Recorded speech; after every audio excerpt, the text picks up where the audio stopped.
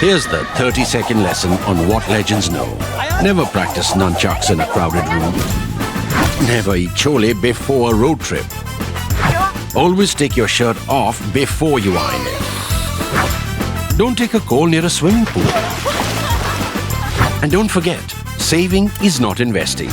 Legends don't just save, they invest in mutual funds. Mutual fund investments are subject to market risks. Read all scheme-related documents carefully. Hello and welcome to this episode of Macro Sutra. I'm TCA Sharad Raghavan, Deputy Editor at ThePrint. Now, everywhere you go, if you talk to people about unemployment or employment, you're going to get different numbers depending on who's citing the data and what data they're citing. If you say that unemployment is low, somebody will show you credible data showing that it's very high. If you say that unemployment is very high, somebody else will show you data showing that it's actually quite low. So what data to believe? Why is there so much different data? To look at all of that, we have with us Radhika Pandey, Associate Professor at NIPFB. Thank you, Radhika, for joining us. Thank you, Sharad. So now, Radhika, let's first talk about, how our unemployment and employment data was coming out, what improvements came about, and what are the two main databases that people refer to? Yes, so typically if we look at employment data, they are of two types. One is the household level data and the other is the establishment. Where in household we are asking whether you are employed or not. So that is the unit of measurement is a household. Whereas in establishments, the survey is done on the work sites, on factories. How many people are working How here? many people are working in different companies or factories. So that is the establishment level data. For example, the economic census or annual survey of industries, they come up with employment numbers that is from the establishment side. Whereas the National Sample Survey Office used to earlier do a 5-year survey of employment, unemployment. So that is a household level survey. Then in 2017, there was a Niti Aayog committee and it was felt that, employment data is coming with a substantial lag, and unless we have more high frequency, timely data on employment, it is difficult to get a sense of employment and difficult to frame and design appropriate policy intervention. Right, once in 5 years is very infrequent. Yes, so that is why then it was decided to come up with relatively more high frequency data on employment, and then we started with the periodic labor force survey, which is an annual data on employment estimates capturing both rural and urban. And in addition, for urban regions, we get a quarterly estimate as well. So the PLFS has quarterly bulletin and an annual survey. Annual captures rural and urban both, whereas quarterly only captures the urban region. So that is the main source of official household level survey data is the PLFS, the Periodic Labor Force Survey. Of course, we can talk about the methodology and in addition, if we look at the non-official or the private data sources, it is the CMI's CPHS data, which is the Consumer Pyramid Household Survey data, which captures a number of characteristics on households like income, their expenses, their consumption expenditure, and so on. I mean, how much they are spending, what is the share of spending. And there, one of the questions asked is about employment and unemployment and labor force participation. So now, if we want to get a sense of employment from the household side, we have these two key databases. One is the Periodic Labor Force Survey, and the other is the Center for Monitoring Indian Economy, CPHS data on employment. Right. So now just a point here, just because the CMI data is not official, it's not coming from the government, doesn't mean that we can just automatically say that, this is not reliable, it's not good data, because remember that even bodies like the IMF and the World Bank, when they don't have government data, they rely on CMI data. You'll see in a lot of their reports that they do cite CMI data. So it's not like it's a unreliable source. It's just the methodologies are different, what they're measuring are different. All of that we'll go into. Yeah, and just another point that, once the 5-year survey got discontinued, the annual survey came after a lag of 6 years. So 2011-12, the quinquennial household survey got discontinued. Right. And after that, after the Niti Aayog committee recommendation, we had the annual survey. So for 5 years, we did not have any official survey on employment. So we had only CMI. We had CMI. So it gives a more high frequency estimation of employment. Of course, the methodologies are different, the sample and everything. But yes, we have these two sources to get some sense of the level of employment. So yeah, so now let's come to the differences between the two. I mean, there are differences in what they measure, Right. who they're measuring, and the time frame, right? Absolutely. So, like I said, PLFS is quarterly and annual, whereas CMI, CPHS also comes up with monthly estimates of employment. Right. So that is number one. The second is the reference period. So that is now, what kind of question is being asked to people. Right. So in PLFS, or the Periodic Labor Force Survey, there are 3 reference periods. One is reference period is 365 days. The other is weekly status, which is called current weekly status, and the current daily status. So in the current weekly status, the employment estimates are based on whether a person worked for at least 1 hour in the 7 days prior to the survey. So the Right. reference period is 7 days prior to the survey. But just 1 hour in those 7 days. Yeah, at least 1 hour. At So least that 1 is, if the person has worked for at least 1 hour in the 7 days prior to the survey, then that employment is captured in what is called the current weekly status Right. under the PLFS. So if you open any report for quarterly and annual, particularly for annual, you will find that they give 2 estimates. One is the current weekly status, and the other is usual status, where the reference period is 365 days. Right. Where if the person has worked for most of the 365 days, then the person is categorized as employed. So that Right. is the usual status. The third reference period is current daily status, where you are asked, did you work the previous day of the survey or the day of the survey. That is current daily status. So depending on the reference period of the question, there are these various estimates of employment. And they can be quite different because can be. like say if towards the beginning of the year you are employed, but then after that you lose your job or you quit your job and you're Yeah. not working for several months, Yeah. you'll still be considered employed as per the 365 days. Correct. But for the weekly one, you will be unemployed. Yes. And of course, for the daily one, you'll be unemployed. Yeah. So if you compare the employment estimates that come up with the reference period of 365 days, which is also called the usual status, there the unemployment rate is quite lower. Because Right. over the last 365 days, you would have worked on some periods during the 365 days. Whereas if your reference period is tighter, it is 7 days, there the unemployment rate tend to be higher. Now coming to this, so this is PLFS. So they capture 3 level of reference period: 365 days, 7 days, and 1 day. day. The other is the CMI, CPHS data, where the reference period is 1 day. So there the question asked is whether you are employed on the day of the survey or a day prior to the survey. So Right. it is out of the, if we want to compare with the PLFS, the closest approximation is the current daily status. So that is the second point of difference. The first point is the frequency. The second point is that the reference periods may be different, and there are various differences, but the other difference is also what is the unit of measurement. In case of, how households are defined in PLFS is different from the way the houses or households are defined in CMI, CPHS. Right.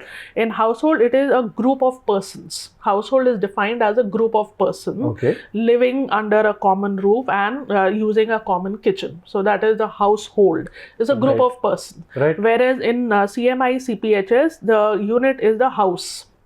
Okay, so because you are taking the fixed panel of houses in every wave. I see. So you go to the same houses in each survey. Yes, you go Okay. to the same houses. So their periodicity is that they come up with this data in 3 waves. Now wave is 4 months. 4 months is one wave. So each household will be questioned once in every 4 months.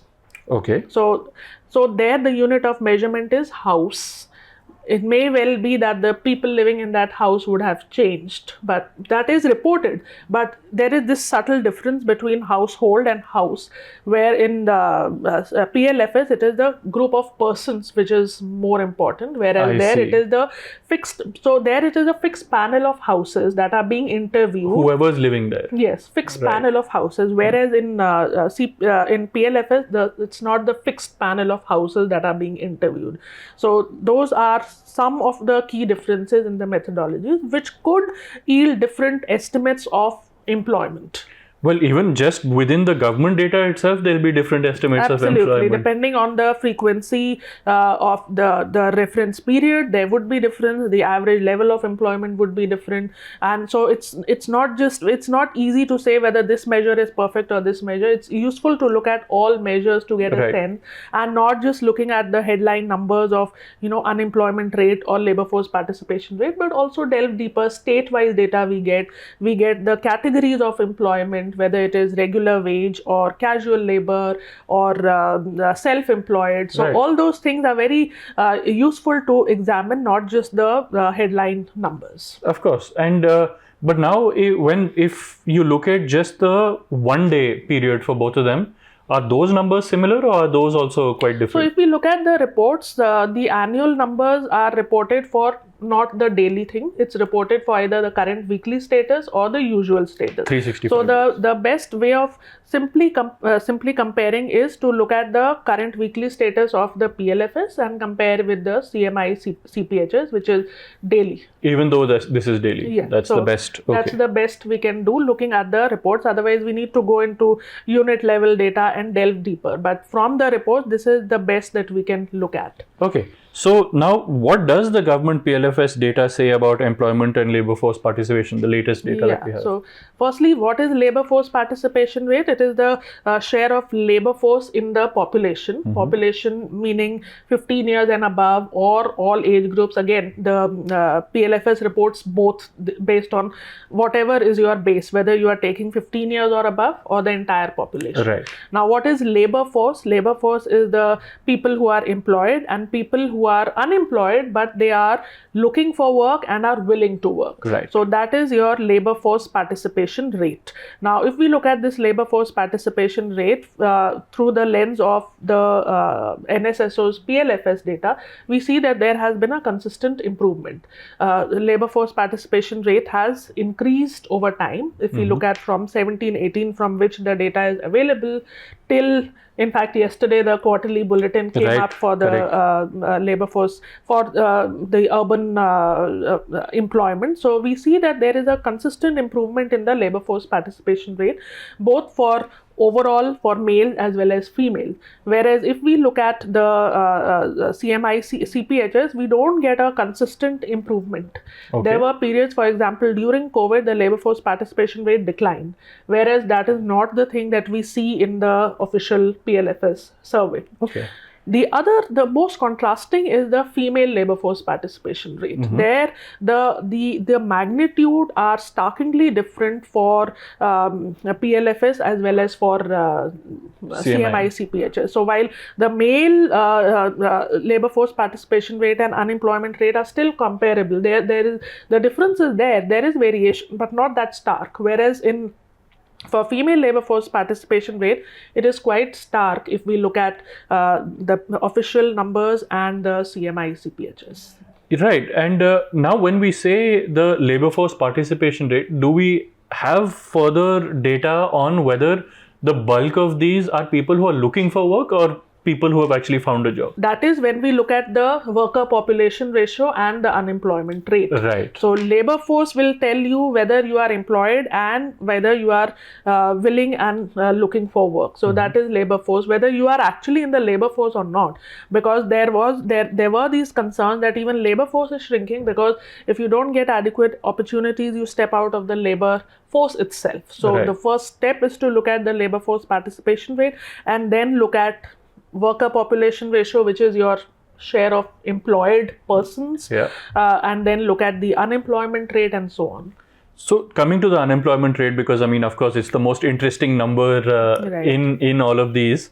What is the government data saying, and what is CMI saying, the Yeah. latest? So again, let us first look at the quarterly numbers because Right. they are more timely, and we have from both the CMI as well as the PLFS, we have the data till Jan-March quarter of 2024. Okay. And there we see that there is an so unemployment rate peaked in the June quarter of 2021 for both PLFS as well as the CMI CPHs. Unemployment rate was very high. In fact, unemployment rate was higher if we look at the PLFS numbers rather than the CMI numbers. I see. Yeah, and since then there has been a reduction in unemployment rate if we look at the official numbers, but Okay. if we look at the CMI numbers, we don't see a consistent decline. There are periods when there is a decline, there are periods when there is an uptick, and that uptick is again due to mainly due to a rise in female unemployment rate. But if we look at the last quarter, that the report that was released just yesterday, the PLFS report, it shows a slight increase in the unemployment rate overall. The government data. The is showing government this. data. So Right. it shows that, in the October-December quarter, the unemployment rate was 6.5%. It rose to 6.7% in the Jan to March quarter. So there is an increase. Whereas if we look at the CMI number, there is a reduction. So there are these quarters where there is difference not only in magnitude but also in direction. Yeah. So it's very interesting, and a lot has to do with the way the questions are being asked. The way the reference period is being taken into consideration, and also the categorization. Because if we go deeper one step, the categories that are there in the PLFS, they are the regular wage, the self-employed, and casual labor. Okay. Now, if we look at the PLFS, it is the share of self-employed that has risen. Right. We've talked about this which before. we have talked Yeah. about, and then if we see the annual estimates, we see that the share of self-employed in the overall universe of employed persons, it is 56%. Now we can argue whether that is good or bad, that is a separate question, but Right. the share of self-employed has increased, and within self-employed there are these three categories. There's it is own account workers, that means you are owning your own business and you are running it. Right. Second is employer, and the third is unpaid family helper. So it is the share of unpaid family helpers that has seen an increase within the self-employed. So that could be the reason why there is an increase in female labor force participation rate, because maybe that females in the houses, they are helping in the household enterprises. So that could also be one of the reasons where So that's why the female labor force participation rate is higher for because the it's official. I see, because even this is being counted as being part of the labor force. Exactly. Even though it's unpaid labor. It is unpaid labor, but because it is contributing to the household enterprise's income, it is being counted as employment. It is part of self-employed. But if we look at the trend, it is this third component that has seen an increase, and that could be one of the reasons why we see the headline numbers the way they are.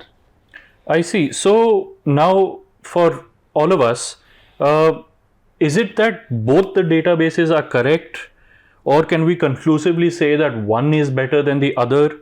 Basically, how do we arrive at an accurate picture of employment and unemployment? If even we wanted to talk to our friends about it, what do we say is the unemployment number or the employment number? No, I mean, that is a difficult question, because we are getting this disparate findings from both the official numbers and the primary source. But the thing is to understand the reasons for the difference, and if we understand the reasons for the difference, it comes from the way the methodology is structured, the questionnaire is structured, what kind of questions are being asked. So that is one thing, and the other thing is possibly to also look at what is happening to the incomes of people. If you are employed, whether your income is rising or not, looking at the wage rate and so on. So that is another approach. But we do have this challenge because there are these multiple sources, and that has led to many agencies coming up with their own approaches. Like we have the Scotch report that came up. That recently came out, That right? recently came up, that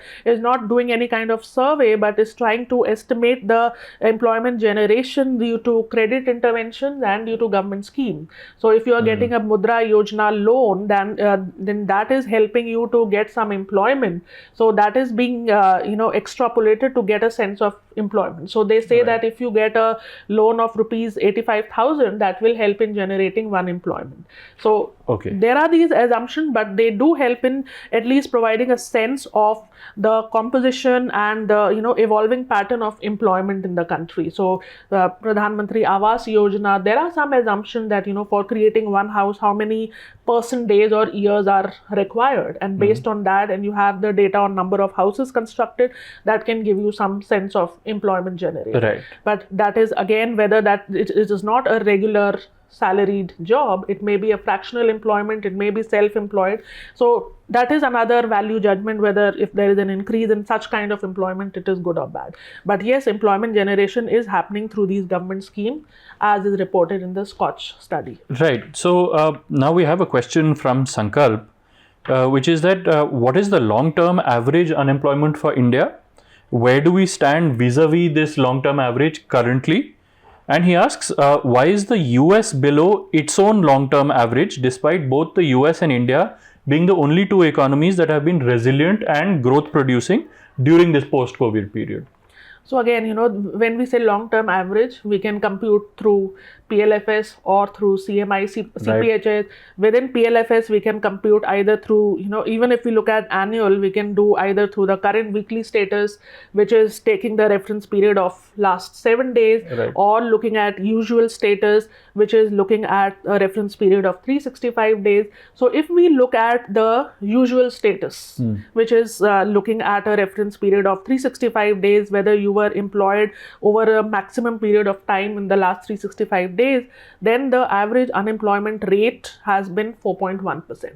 Whereas if we look at the current weekly status, which is a more tighter measure, where you are asked whether you were employed at least for 1 hour during the last 7 days prior to the survey, if you do that, then your unemployment rate is above 7%. Okay. So there are these different ways, and you can argue whether you should look at usual status or the current weekly status, and but you can get different averages. And again, it's not very prudent to compare India's employment statistics with, say, US, because their state of development is much higher. The way they are capturing employment is even their official numbers are coming up at a monthly frequency. Right. What is the non-farm payroll employment that comes at a monthly frequency, and that's a major input in their monetary policy decision making. Formalization of their economy would obviously help with this, right? Yes. So here we have a greater chunk of informal economy, and the pattern of employment is different. So it's not very appropriate to compare the employment statistics, but just it's very appropriate or very useful to look at both the CMI, CPHS as well as PLFS to get a sense of employment. Okay, and now we have two quite good questions, but the person hasn't named themselves, so I can't name them. But the first question is the idea of using the usual status, which is the 365-day one, for employment status, is it fundamentally flawed, he asks? There could be reasons for and against. Fundamentally flawed will be because it will show unemployment rate to be lower, because we would understand reasonably that if a person is not employed in the last 1 month or 1 week, he would be employed during some part of the last 365 days, and therefore he will be captured as employed using the usual status. Even though recently he's been unemployed. Recently he would be unemployed. Yeah. So that could result in giving a very positive picture on the state of employment. But here, given that we have a large-scale informalization of labor, it is not. It's in one statement we cannot just brush aside the usual status employment number, because it may well be that if you are an agricultural labor, you are unemployed due to the slack season in agriculture. Seasonal factors. So that will, if you capture through the current weekly weekly status, it will show that you are unemployed, but actually you had been working for bulk of the last 1 year. And that will mean that the unemployment number will move like this according to the season which doesn't tell you much. Yes. So yes and no.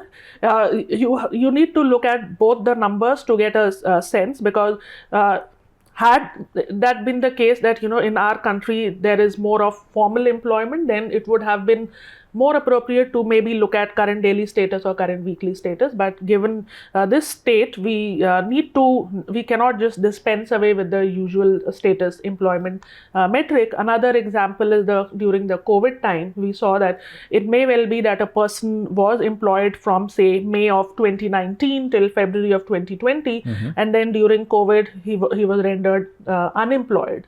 So that will be captured as unemployed under the current weekly status. But in the usual status it would be. So these are some of the questions that need to be answered, but that is why the PLFS gives you both the using the current weekly status as well as the usual status to get a sense of what is the direction of employment, what is the unemployment rate, labor force participation rate, using both. Right. And now the second question is a little bit, it asks for your opinion. The economic survey and multiple editorials by the chief economic advisor state that the unemployment situation has improved from 6% to 3.1%. Unemployment has fallen. Has the economic survey lost some of its sheen as a credible document? No, I think they are again referring to the official surveys. So they are referring to what is shown through the usual status. So I would not say that they have lost their sheen as a credible document, and so on. They are looking at those surveys. They are looking mostly at official surveys. They will not look at CMI, CPHS, because it is looking at just one day, which will show possibly a higher level of unemployment rate as compared to the official survey. So it is for us to widen our horizon and look at the different surveys and also the other reports that are coming up about the effectiveness of various government schemes and what they may be saying. Right. And also there are other databases also, like now the Labour Bureau releases the quarterly establishment survey. It is useful to look at that also, that which industries are actually employing, which sectors are actually employing. So it is a much wider space than just looking at what the PLFS is saying. There are various databases still, though they come with a lag, but it is useful to look at the entire data architecture on employment and try to improve the quality and the frequency of employment statistics to frame appropriate policies. Right. So there you go. Now the next time somebody comes at you saying that, oh, the unemployment number is either this number is very low or it's very high, don't get into a fight with them. Just try to explain to them that things are a lot more complex. Even just the official numbers, even just the government data has 3 different categories. You could be unemployed or employed over the last year or over the last week or in the last day. And then there's the CMIE data, which looks at your unemployment or employed situation over the last day, but it comes out at a monthly level rather than the official data, which comes out quarterly or annually. So, and they also they measure different things. Their definitions of households are different. And, so if somebody comes at you with a single number, don't fight with them. Just explain to them that it's very complex. The unemployment situation in India is quite complex to measure, mostly because we have such a large unorganized industry. But on that note, thank you so much.